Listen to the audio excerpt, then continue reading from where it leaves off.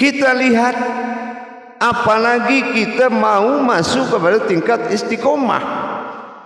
Nah, istiqomah itu kalau kita belum siap dengan kodrat kita,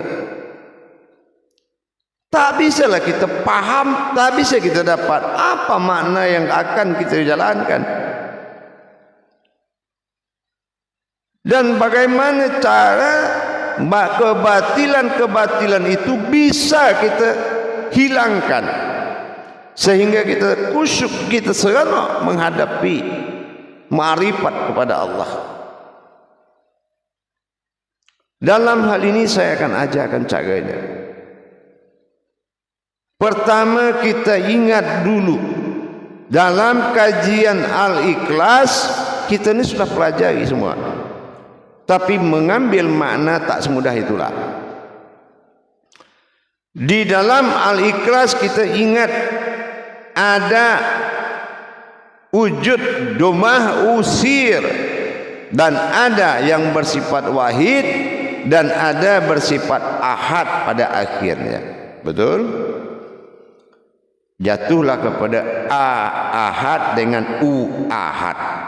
Berarti ada kalam batin Allah bernama A'u.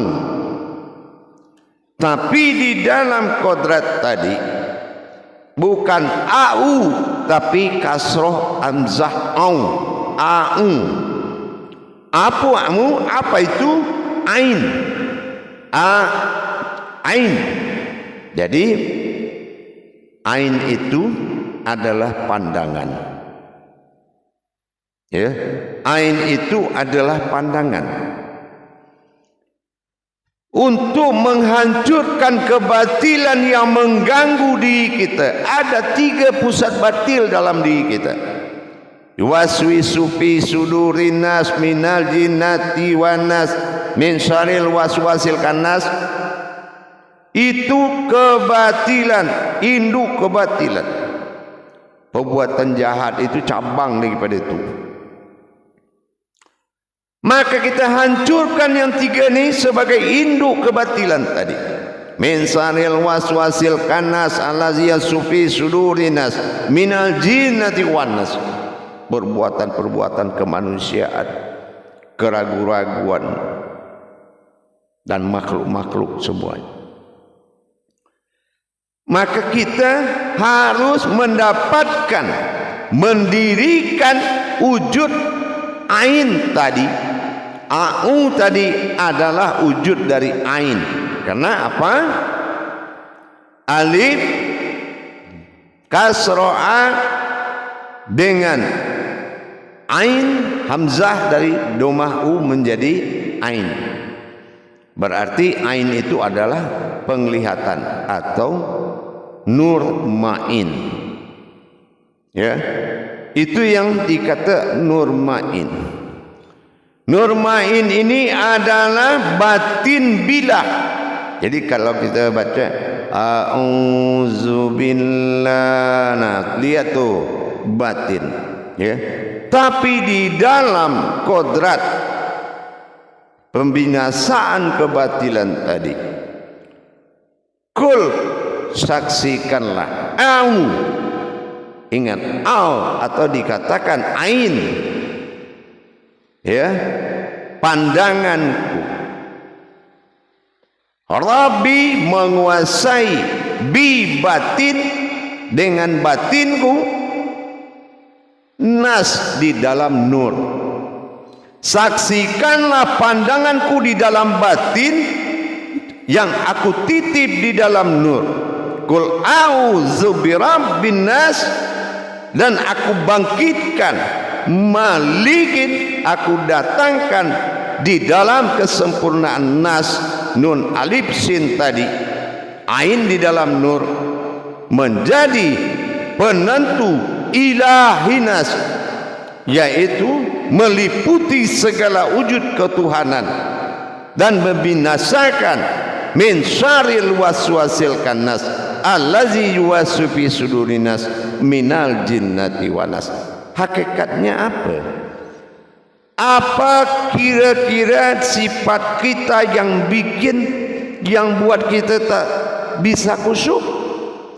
Datangkan batin berwujud yang diliputi oleh nur ma'in tadi, yang berasal dari a'u tadi.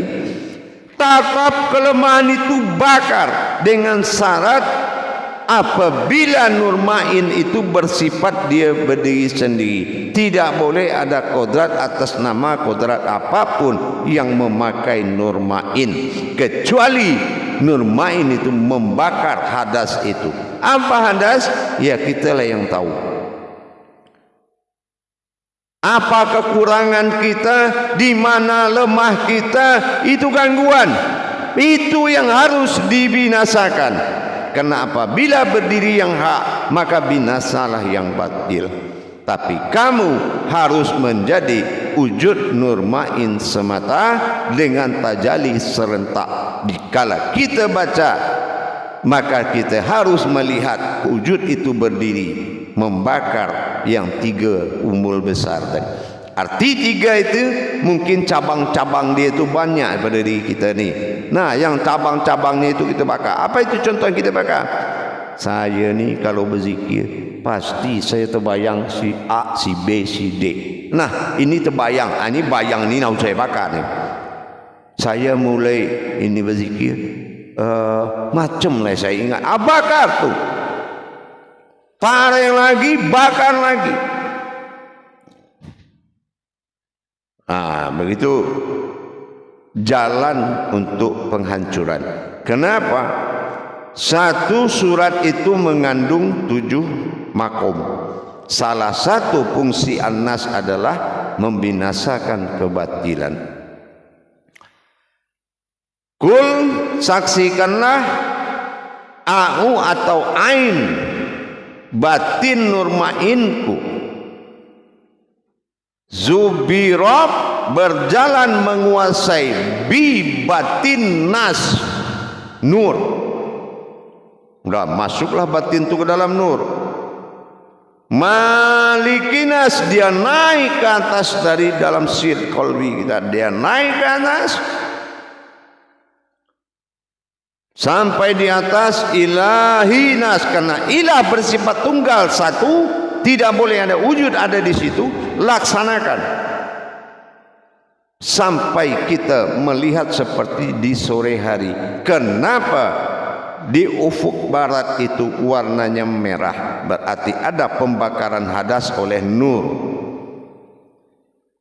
Nah, macam itu juga kita di dalam mengamalkannya.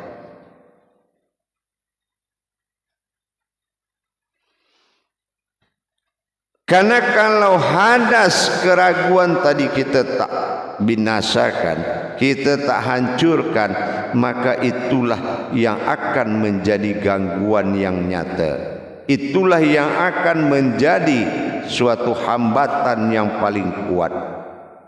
Maka dikatakanlah bahwasanya kalau kita melakukan hal macam itu, sama seperti kita a'udzu billahi minas syaitonir rajim. Yang kita bahas itu, yang kita bakar itu adalah sifat syaitannya kita. Nah, sekarang sudah tahu macam mana cara a'udzu billahi minasy syaitan. Lihat tajalli surat An-Nasnya itu. Bacalah 3 kali a'udzubillah itu dengan tiupan. Ya, 3. Jadi kalau Rasulullah dulu dia lihat ke kanan, di kitab ratib yang ada pada kanan ini bukunya Ilyun, kitab atib adalah sijid pada kiri bahu dia tiup itu 3 kali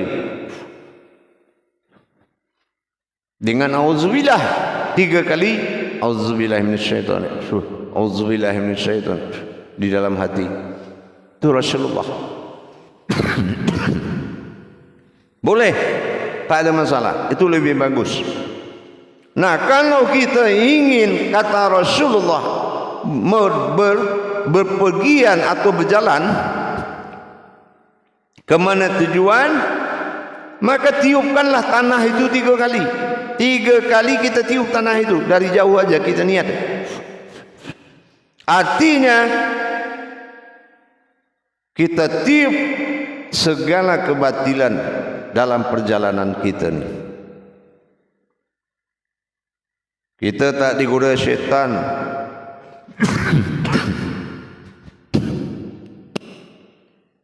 Selamatlah kita. Mau kerja ke kantor, kita singgah dulu tempat janda. Ada warung-warung janda, kita singgah dulu. Itu tak seronok lah, itu tak boleh lah kan. Kena singgah apa itu? Itu godaan syaitan tadi. Itu. Jadi kalau itu kita lakukan, kita tiup 3 kali sebelum kita melangkahkan kaki pergi kerja, pergi kantor, pergi ke mana kita suka. Itu boleh, tak masalah, insyaAllah. Yang penting jangan lupa kepada kodrat satu wujud nur ma'in tidak dipakai oleh wujud apapun. Maka kita tak boleh merasa ada di dalam pembakaran hadas. Ya, karena nur ma'in bukan dipakai oleh jasad, tubuh dan apapun bentuknya.